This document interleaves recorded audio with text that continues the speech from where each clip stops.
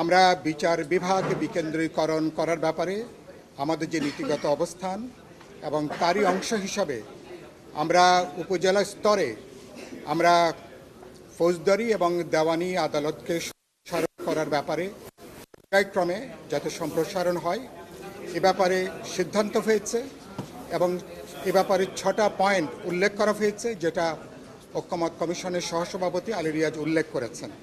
তো আমরা মনে করি বিচার বিভাগকে, বিশেষ করে সমাজের প্রান্তিক, সমাজের অর্থনৈতিক সামাজিকভাবে যারা নানাভাবে বঞ্চিত, তাদের বিচারের এবং তাদের আইনগত অধিকারটা নিশ্চিত করবার জন্য উপজেলা স্তরে এই যে বিচার বিভাগকে নিয়ে যাওয়া, উপজেলা স্তরে আদালতকে নিয়ে যাওয়া, এটা ঐতিহাসিক উদ্যোগ, ঐতিহাসিক সিদ্ধান্ত হিসাবে এটা বিবেচনার মধ্যে আসবে এবং এটা জনগণের বিচার পাওয়ার যে অধিকার, তার যে সাংবিধানিক অধিকার, তাকে খানিকটা সুরক্ষা এটাকে দেবে।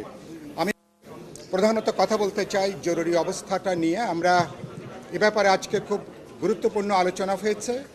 আমাদের সংবিধানের 141-এর ক এ ব্যাপারে দীর্ঘ আলাপ আলোচনার পরে আমরা সবাই একমত হয়েছি যে জরুরি অবস্থা জারির ব্যাপারে সংবিধানের 141 ক এর প্রয়োজনীয় সংশোধনী এবং সংযোজনী আনাটা প্রয়োজন।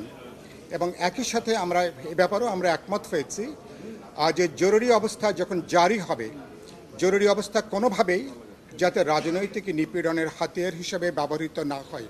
কারণ অতীতে এ পর্যন্ত বাংলাদেশে ইতিমধ্যে পাঁচবার জরুরি অবস্থা জারি করা হয়েছিল এবং অধিকাংশ ক্ষেত্রে সরকারের বা দলীয় বিবেচনার জায়গা থেকে জরুরি অবস্থা জারি করা হয়েছে, যেটা বিরোধী দলের উপরে একটা নির্যাতন, নিপীড়নের সুযোগ হিসাবে, সাংবিধানিক হাতিয়ার হিসাবে জরুরি অবস্থা জারিকে ব্যবহার করা হয়েছে। আরেকটা গুরুত্বপূর্ণ প্রশ্ন যেটা আমরা উত্থাপন করেছি, আমরা বিপ্লবী ওয়ার্কার্স পার্টি বলেছি, গণতন্ত্র মঞ্চ, অধিকাংশ রাজনৈতিক দলের আলোচনার ভিতরে এসছে, জরুরি অবস্থাকালীন নাগরিকদের সাংবিধানিক স্বীকৃত অধিকার বা গণতান্ত্রিক অধিকার, বিশেষ করে এই অধিকারের ক্ষেত্রে অ্যাবসলিউট তাদের রাইটস যেগুলো আছে, সেই অধিকারগুলো যাতে খর্ব না হয় এ ব্যাপারে বিবেচনার মধ্যে রেখে, মনোযোগ রেখে এই ব্যাপারগুলো সিদ্ধান্ত নেওয়া দরকার। এই ব্যাপারটা এখনও পুরোপুরি আলোচনা হয়ে আজকে সিদ্ধান্ত হয়নি। আগামী বৃহস্পতিবার আবার যখন বসবে এটা নিয়ে আলোচনা হবে। 3 নম্বর বলেছি সিদ্ধান্তটা কিভাবে হবে। আমরা বলেছি জরুরি অবস্থা জারিটা এটা প্রধানত একটা রাজনৈতিক সিদ্ধান্ত। সুতরাং যদি সংসদ থাকে, সংসদে আলোচনা হবে।